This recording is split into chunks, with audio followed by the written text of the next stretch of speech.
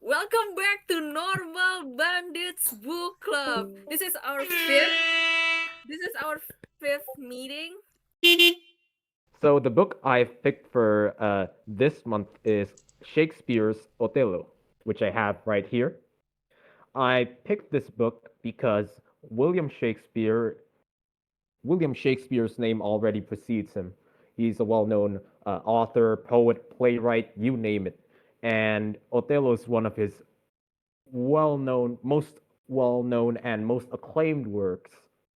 Uh, it's a very, very short read too, like 127 pages long, despite me not finishing it yet. Um, I would recommend this to people who are interested in literature, people who are interested in plays, and people who are interested in tales of jealousy, of envy, sabotage, and even love. The quote I picked was virtue, a fig. 'Tis in ourselves that we are thus or thus. That's the quote, uh, which was said by one Iago. And I would rate this book, from what I've read, at least a third of the book. I'd say a preemptive 8 out of 10 just for now. What I've read, from what I've gathered, is that this book basically tells us the story from the perspective of one Iago, who is the main villain of the story.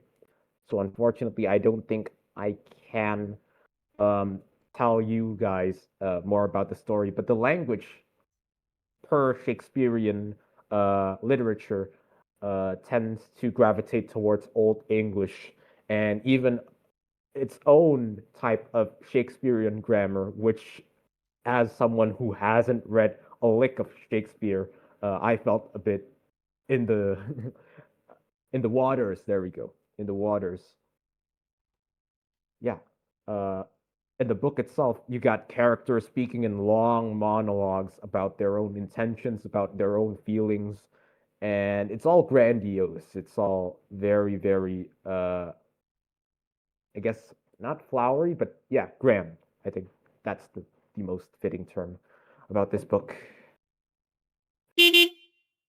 Why I chose this book is basically because this book has been viral on online. I found it on TikTok recommendations, and most readers saying oh, it's a good book. Like I've been considering this book between other thrillers book, but I choose this one because I know it's just very fun to read and very engaging to read, I guess.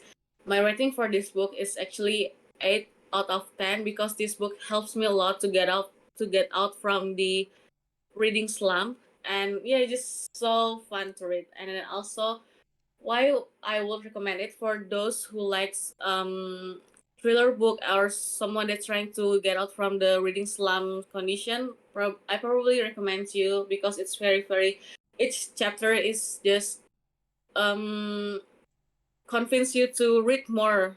And my overall thoughts of this book is even though I'm only on chapter 10, uh I can feel like I understand this why Verity is kind of popular because of her autobiography itself is very crazy.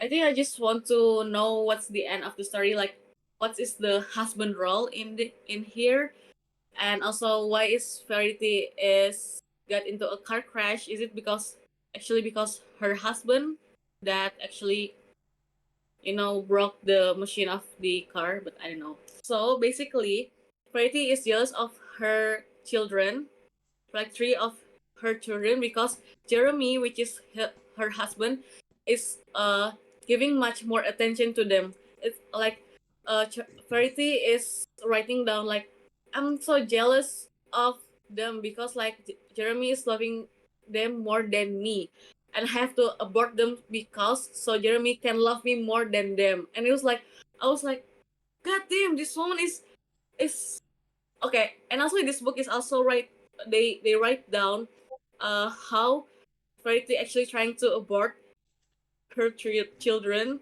And I was like, oh my god, it's giving me headache. So for this month, I'm gonna present a book, a sci-fi book, which is my first sci-fi book since I'm illiterate. It's Tau Zero by Paul Anderson. I don't know how to pronounce his name though. I actually haven't finished this book. I got like 20 pages left of the book. At this point, the book turned into like a physiological drama between the crewmates, and there are a lot of moral questions and tense physiological drama, which I already said, that is caused by the realization that they have outlived everyone and everything they ever known. Yeah, it's basically like a space Tomodachi life, I guess. You can say it like that, but it's more dark because they are basically the last humans to ever exist, or maybe the last thing to ever exist. So, towards the end of the book, one character said this: "What is man that he should outlive his God?" And I think that is my quote for the book. Why did I pick this book? It was probably because Project Hail Mary touched upon this topic of time dilation, which yeah, they spent like 10 years on that cost 20 years on like Earth's time. And I wanted to read something like that, and also I also want to read sci-fi. Who would I recommend it to? I would recommend it to people who like sci-fi books and physiological drama books. Overall rate, I would rate it a 3.5. It was, it's got a really good concept, but in executing the concept with like 50 crewmates, you get like a little to no attachment to the crewmates except the ones that are introduced from start, like the Swedish Girl and Josh Brolin. So the book that I'm going to discuss about today is called Revolusi, and really it's a history book. You can say it's a history book, and it's more about the history of Indonesia, but not really the kind of telling of the history that you usually find in school books, but more like history told from POVs. A lot of POVs are mentioned in this book. The book is long and really in depth. Like I'm still halfway into the book. Meanwhile, the book itself is like 1,000 pages. But I really love how they try to give POV of people. There's a lot that I really want to say about this book, but really the one thing that I really want to say that is that colonialism is not to be romanticized because it's it doesn't really bring benefits to anyone but the people who are in charge of it. The book itself says it through the historical narratives, and there's a lot of things that I want to tell you about the book, but I don't really want to spoil it. So when if you guys have the time, you guys should really read this book. It's really like eye opening and really tries to give you like humanistic accounts of the struggle of trying to make Indonesia independent. I would give a rating of 8.7 out of 10. And why did I pick the book? Because it was recommended by Anis Baswedan in his YouTube channel. I would recommend it to anyone who wants to dive deep into Indonesian history, but not like the diplomatic perspective, not like the governmental perspective, the war perspective, but like the perspective of regular people. And a quote from the book would be: "We sometimes forget that our own lives spring from the past, and that history is the mother that gave us life." The book that I decided to read for this month is actually again another book that I've purchased for quite a while, but I haven't really gotten the time to read when I purchased it. This title is Flower Banquet by Roppongi. Okay, first of all, first question, why did I choose this book? I was scrolling on Blog M and I asked the mamang, Mang, I want to read manga, tapi malas panjang-panjang. What do you? And then he asked, suka apa? And then I said I wanted to read shoujo, like classical shoujo. And then he knows his shit gitu loh. Kayak, okay, this book is a one shot, no continuation. It's simple, it's light, and ada cerita pendek di akhirnya. So it's like there's actually two stories in this book. It's very simple, and that is why I can give it a high rating because again, it's very mid. But the execution of the manga was so beautiful. I really love the art for 2004 manga. My favorite quote from this manga is that sakura trees could endure various pressure and hardships in order to stand strong and tall. Not a single leaf was withered, so that flowers could bloom beautifully when spring comes. No pressure could make this flower wither. I really was. Semoga kelihatan ya. So, the lesson of the story, apa ya, ada symbolism of flowers gitu loh. So it shows like how flowers in the story actually represents freedom and learning to bloom naturally rather than being like rigidly arranged by others. My rating for this book was originally 4.5, but I think I have to lower it down to like around 3.5. It was good, but again, there's nothing like wow about the story gitu loh. It's just your typical shoujo manga gitu loh. Also, what I don't really appreciate about this book is that ini buku udah tipis, segini doang. For some reason, the author decided to like add another story, a short story yang masih kayak jatuh kayak alternate universe gitu.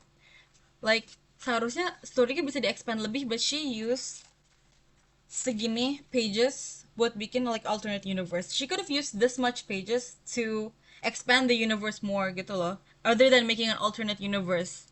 Who would I recommend this to? I would recommend it to anyone who loves shoujo because I know that shoujo mangas have a great following. Maksudnya kayak people who typically love one shoujo manga would probably love others. So, I really recommend. It's simple, straight to the point, direct. Metafornya literally cuma satu. Metafor di sini kayak ini nggak. It's not a hard read. The metaphors are only about the flowers, and that's it. And for my first ever book review, it's going to be a pretty special piece of literature for me.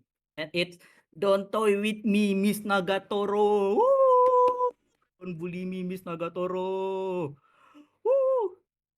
And uh, a bit of some information about me. I love things like trashy story. I love trashy romance. I love anything that is cliche. I love that is everything that have a lot of overused trope, like manic pixie dream girl. I love it. I eat that trope every day. I like how the author went from making this from a almost zero substance sort of story into something that actually have like have a story to look forward to, especially on the midway through the story where or midway through the story where we finally got introduced to the each character's passion.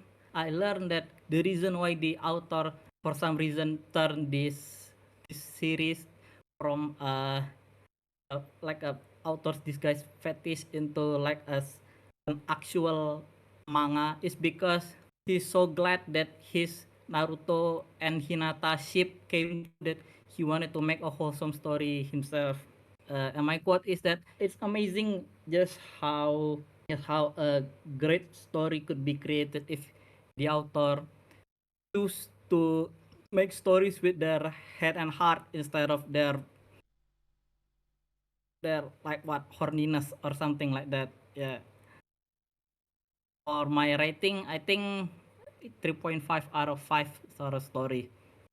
For people like me who likes anything that is trashy, I think it's fine. Yeah, but it's not it it's not really for people who never really read manga before. Or if you like something that is a bit out of the box, yeah, I think I could recommend this. First of all, why I chose this book is I kid you not, it's because of the cover. And I know people say don't judge the book by its cover, but the cover is inviting. It looks ominous, and I think I've read somewhere that it is about it has like supernatural elements with also the mysteries. So uh, I am quite interested in it as well. The premise of this novel is explained, which it said that the author of this story, who in the book is called Sesuji, and you know what? The author's name itself is also Sesuji. So this has of like a meta, what is it? A meta aspects into it. So it seems like the person who wrote this book is actually, the person who wrote this book in the story. So I'm trying to make this review spoiler free because I think that this book is an experience in itself, and I don't want to spoil it in case of someone here wants to read it. We are invited to not only try to see where this connection from each stories and articles went, and where did the writer's friend go missing, and this mystery is for me is what makes me want to read further and into the end of the book. And I did read the end of the book, and the plot twist was good. It was really good, and I did not see it coming, and it was so scary for me, at least. I don't know how it is for others, because even though, again, this is my second horror book that I reviewed in our sessions, I am not good with ghosts and apparitions. If it is like monster or incomprehensible being, then I'm good. I cannot comprehend it, but my mind can comprehend ghosts and apparitions. And this is about ghosts and apparitions. So I read this at 2 a.m. once, and I cannot go to the toilet because I'm so fucking scared. And the way that every story is started with a dark page in white font, is it looks so ominous to me. I would recommend it to anyone who likes horror, and specifically those who like found footage horror. Share a quote from the book is thank you for finding me. And I know it doesn't sound like it, but it is very ominous within the context of the book. And overall rate is 8 out of 10, because I subtract the 2 because it is too scary. The reason why I read this book was because I had a blackout for 24 hours, and this was the only book that I had downloaded prior, because this book was actually recommended by my professor during, I think, my first semester. I remember him saying that if you do not like to read, what are you doing in university? Kayak gitu. Jadi gue kayak, oke, ya udah deh, gue download deh buku ini. Nggak tahu, gue nggak pernah baca buku yang sedetail ini gitu loh, in terms of explaining a character. Therefore, I think I rated it on Goodreads already a 3 out of 5 or 4 out of 5. I just like the way the author carries a character, and I might actually get into more of his works because of it. I don't like the character that he created though. Jadi kayak, I think that's why I gave it a rather lower and mid score. Dan juga it wasn't very heavy to read. Jadi nothing too surprising juga. Plotnya cuman kabur dari sekolah. I think I would recommend it to, honestly, I want to say teenage boys, but I feel like they would not understand the message that the author was trying to present. So I think I would recommend this book to college students. I think I finally understand why my professor recommended it to us in our first semester. Kayak karena fresh out of high school banget kan. This book just shows how silly high schoolers can get gitu loh, in terms of thinking that they know everything, but at the same time they know nothing about the world. I'm gonna talk about this book, Sex and the City. Yeah, where am I gonna start? This book is interesting. It's entertaining, but I don't really like it. Like, if I want to be entertained, I won't kayak balik baca buku ini because semua karakternya male centered, ya, dan agak rasis. Like, they would call Asian Orientals. I thought it would be better than that. But then again, it's very entertaining though. And some of their takes is very wild. I mean, I'm a freak, but I don't think I'm that freaky. I'm judging them. The more I read this book, the more I judge them, and I don't like that. I want to relate to the character. Maybe I'm not there yet. I'm struggling trying to like put myself into their shoes. Maybe I'll read it again once I'm like in my 30s or something. I like the fact that I'm struggling trying to relate to the characters in this book though. Cukup sesuai sama apa yang gue bayangin dari klip-klip edit-edit Sex and the City show-nya. Okay. Oh, and I like the fact that I can make Mr. Big from the show actually hotter when I read. I feel like he's not hot enough to be acting that way in the show.